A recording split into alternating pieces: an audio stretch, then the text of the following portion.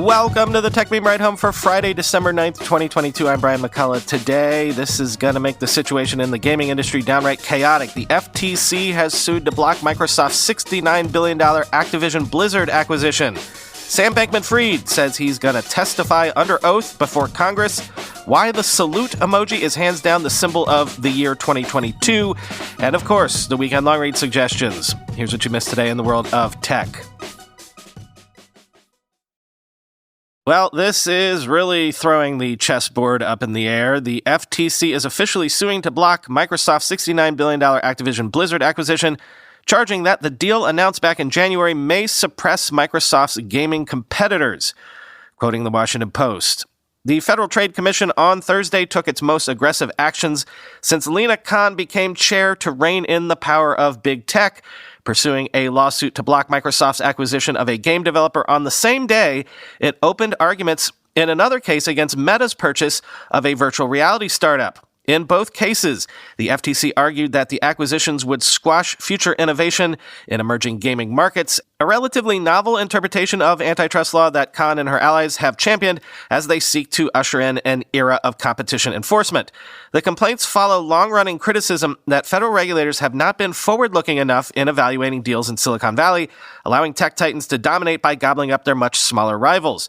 The FTC suit against Microsoft would block the company's $69 billion acquisition of the video game publisher Activision Blizzard, charging that the deal would allow the Redmond, Washington tech giant to suppress its competitors in gaming. If the FTC's lawsuit prevails, it would foil Microsoft's ambitions to become a heavier hitter in the gaming industry. Activision is the owner of popular titles such as Candy Crush and Call of Duty, and its acquisition could bolster Microsoft in its competition with Japanese console makers Nintendo and Sony. Shortly after the commission took action in Washington on a 3-1 party line vote to sue Microsoft, lawyers for the FTC in San Jose argued that Facebook parent company Meta is squashing competition in the niche market of virtual reality-powered fitness apps by buying the maker of the popular VR workout game Supernatural. The case comes as enforcers have signaled during the Biden administration that they plan to more frequently bring long-shot cases against companies to court even when there's a risk they could lose.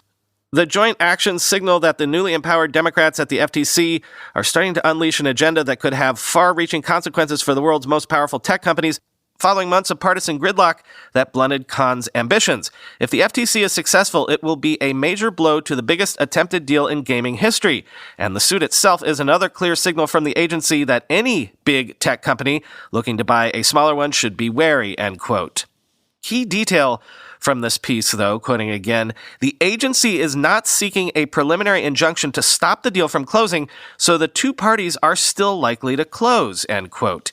And then quoting Tim Basinger on Twitter, a bit more context on this. As with the MGM-Amazon merger, the FTC did not approve that merger but let the deadline pass. It has the authority, if it wants, to try to block mergers after they close, end quote.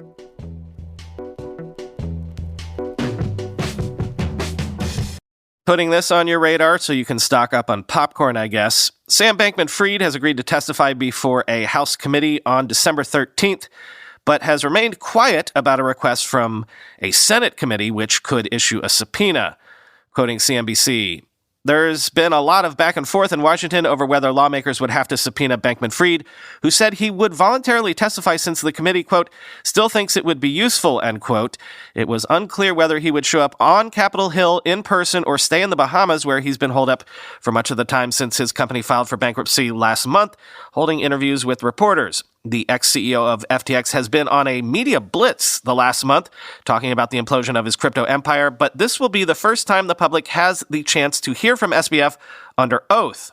Bankman Fried wrote in a Twitter thread that he still did not have access to much of his data, professional or personal, so there was a, quote, limit to what he would be able to say. Quote, I won't be as helpful as I'd like, but as the committee still thinks it would be useful, I am willing to testify on the 13th, he continued in the post, end quote.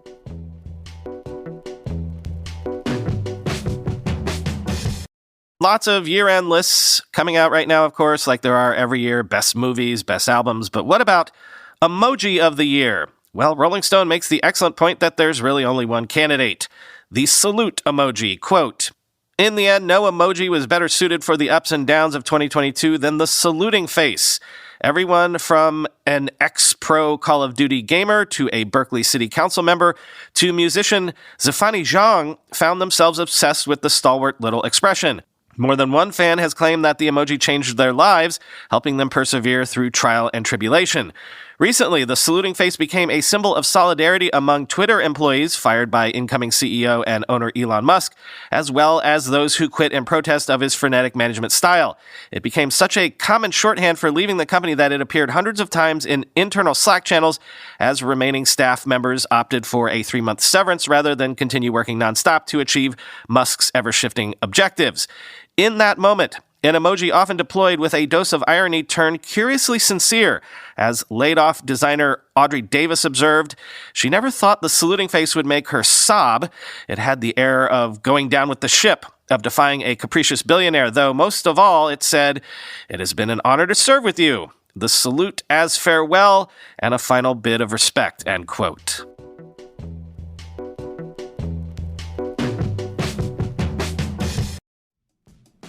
We're talking about space tech, the low Earth orbit or LEO revolution that's bringing us internet from space. We're talking about SpaceX and Starlink. We're talking about OneWeb. We're talking about Amazon's Project Kuiper and Canada's Telesat, all planning to launch hundreds and thousands of satellites. Just this week, the EU announced that they will be funding a new constellation called IRIS. As these systems are being launched, now is the opportunity for all of us to help shape the conversations and ensure that these LEO systems help build a bigger, stronger internet accessible for everyone. Will they be affordable to the people who need them most, or will they only be for the wealthy? Will they have the capability to support all the people who want the access? Will they support all the open standards and internet technologies we care about? What policy issues do they raise? How can we ensure competition? What about the environment? The Internet Society, a global nonprofit advocating for an open and trusted internet, dives into these questions and more in a new paper called Perspectives on LEO Satellite Systems for Internet Access. Please read this paper and share it widely. Get the paper and other information today at internetsociety.org/techmeme. That's internetsociety.org/techmeme. According to the newest Jamstack report, WordPress's market share is continuing to decrease, currently at 37% in the market, and dissatisfaction among developers is growing. While WordPress has no obvious successor yet, Storyblock is a strong contender. Storyblock builds a bridge between content creators and developers without forcing developers into a technology. Developers love Storyblock because they can use it with any front-end framework they prefer. Next.js, Gatsby, React, options are limitless. Create components like teasers, grids, or feature sections that can be reused anywhere as content blocks. Content teams appreciate the integrated commenting and discussion system. You no longer need to rely on tools like Google Docs to discuss your content or ask for feedback in a Slack thread or have email going back and forth to decide on changes. Simply put, development time is cut in half, and content teams can do more with less clicks using Storyblock's visual editor. More than 95,000 developers and content teams from brands like Adidas, T-Mobile, Netflix, and more already use Storyblock to scale their content operations. Register for the free product demo or test out Storyblock for free by signing up via storyblock.com/ridehome. Go to storyblock.com/ridehome. That's Storyblock with a K at the end, STORYBLOK.com/ridehome. Time for the Weekend Longreads Suggestions. First up, okay. All of this new AI stuff, especially ChatGPT, it seems pretty cool, right? But it also, as I've said a couple times, has the potential, if you squint at it a certain way, as coming off as maybe a party trick, a gimmick. Well, this piece from the Wall Street Journal points out that natural language processing algorithms could slash the time required to bring new pharmaceutical drugs to market. That would be useful. Quote, proteins are made up of dozens to thousands of small chemical subunits known as amino acids, and scientists use special notation to document the sequences. With each amino acid corresponding to a single letter of the alphabet, proteins are represented as long sequence-like combinations. Natural language algorithms, which quickly analyze language and predict the next step in a conversation, can also be applied to this biological data to create protein language models. The models encode what might be called the grammar of proteins, the rules that govern which amino acid combinations yield specific therapeutic properties, to predict the sequences of letters that could become the basis of new drug molecules. As a result, the time required for the early stages of drug discovery could shrink from years to months. Nature has provided us with tons of examples of proteins that have been designed exquisitely with a variety of functions, says Ali Madani, founder of Profluent Bio, a Berkeley, California-based startup focused on language-based protein design. We're learning the blueprint from nature, end quote. Then chalk this up to another tech niche that is seeing bad times all of a sudden in 2022. Esports, quoting Bloomberg. Sports business billionaires and gaming executives had hopes that esports could one day scale into an organization like the National Basketball Association. But after a boom 5 years ago, several prominent esports teams and organizations, particularly in the U.S., are contracting. The result of a broad economic downturn, a venture capital industry that's no longer willing to accept growth without profits, and a crypto meltdown that has undercut a significant source of backing. Investors who were once eager to get in early on what was expected to be a booming industry are now scrutinizing the business fundamentals and not much liking what they see. In 2018, a record $4.5 billion was invested in the industry, including from private equity firms jumping in for the first time, according to a report by Deloitte. That bounty has faded, and venture capital investment in esports is the lowest it's been since 2016, excluding 2020 when pandemic restrictions threw into question the viability of live esports tournaments, according to data provided by PitchBook, end quote. Next, y'all know I'm an e-ink tablet fan because of the Remarkable, but what can you do with e-ink tablets besides just write and sketch? What would be possible if hand-drawn sketches were programmable like spreadsheets? That's the question posed by this piece from Ink and Switch. Quote, spreadsheets support gradual enrichment by allowing you to quickly put text and numbers in arbitrary boxes as if using a pen and graph paper, do some basic math as if using a calculator, move things into neat rows and columns when you find yourself making comparisons, and add more formula-driven cells and labels if and when necessary as your model evolves, incrementally building dynamic complexity over time. You might eventually polish the formatting, clearly label input cells, and turn the model into a reusable piece of situated software. Each bit of effort to refine the model is a small investment made in a moment when the payoff is immediate. We want a digital pen and paper that maintains as many of the above attributes as possible, but with all of the benefits of a dynamic digital medium.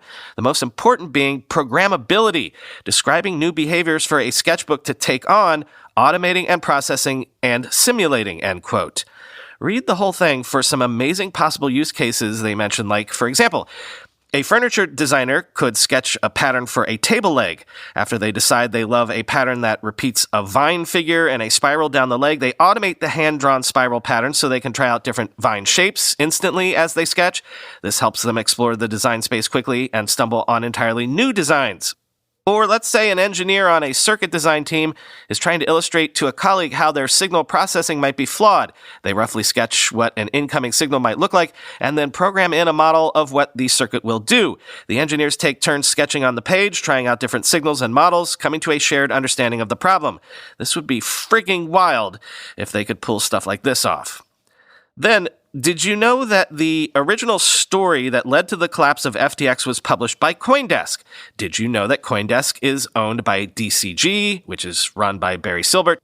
If so, you might also remember that DCG is one of the creditors trying to get their money back from FTX and Sam Bankman Fried, which might be lost. Imagine that. Your own journalism arm publishes a story and blows up the business that runs the journalism arm. Well, now CoinDesk is up for sale to try to raise some much-needed funds for its parent company, quoting The Verge. Everyone I spoke to at CoinDesk, whether on or off the record, wanted to emphasize that CoinDesk has editorial independence. No shit. Under what other circumstances would journalists blow up their imperiled sister company? I found the defensiveness surprising because I am a fan of CoinDesk. There are other crypto outlets that employ journalists I respect, but I actually visit the CoinDesk front page just to see what's up, which is why I'm anxious about the specter of a buyout since there's no guarantee new owners will continue to let it thrive as DCG has done. Like, what if the monsters at Alden Global Capital buy it? End quote. Then in recent weeks, you might have seen the image doing the rounds on social media. It's a picture of 54 white crossover SUVs that all kind of look identical despite the fact that they were made and designed by dozens of different car manufacturers. Is design dead? That's what this piece by Driving Conformity asks. Quote, "We think we want a huge variety of options, but variety cripples our ability to make easy decisions. Car companies give the illusion of variety while keeping the actual categories very basic. This is why you only get 5 color options instead of choosing from a Pantone book. Deciding between red and white is easy compared to deciding between fire red or cherry red. Sometimes even the broad categories aren't enough to completely eliminate the indecision of the fickle customer. To satisfy consumers who couldn't decide between a truck, car, van, or SUV, a new category was created. It is called the crossover. The crossover is the ultimate one-size-fits-all product.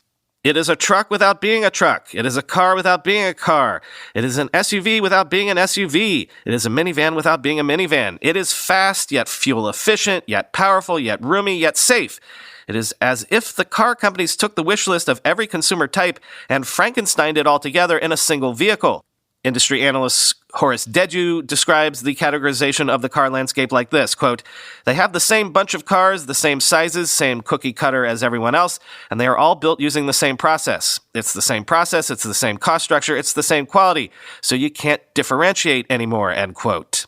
If you squint at a crossover, you can impose whatever vehicle you want onto its bland exterior.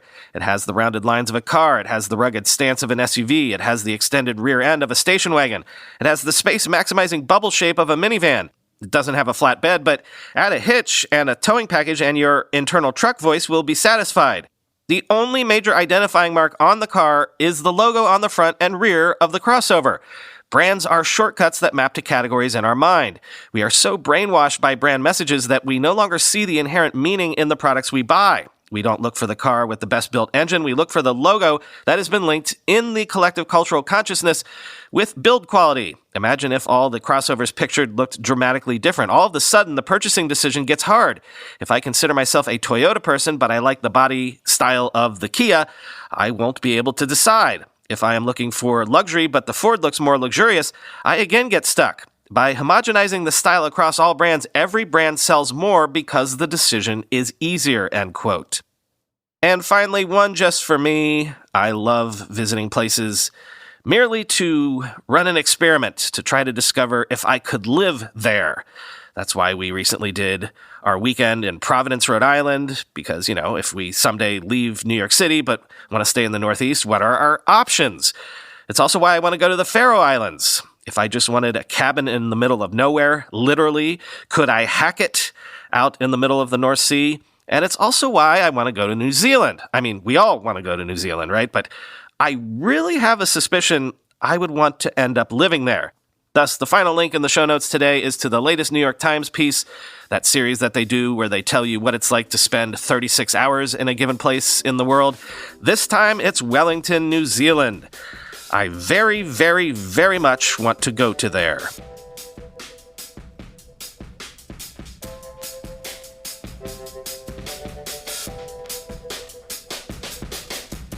All right, so our year-end bonus episode, chewing over the biggest stories of the year in the tech industry, as well as some predictions for next year, that will drop tomorrow.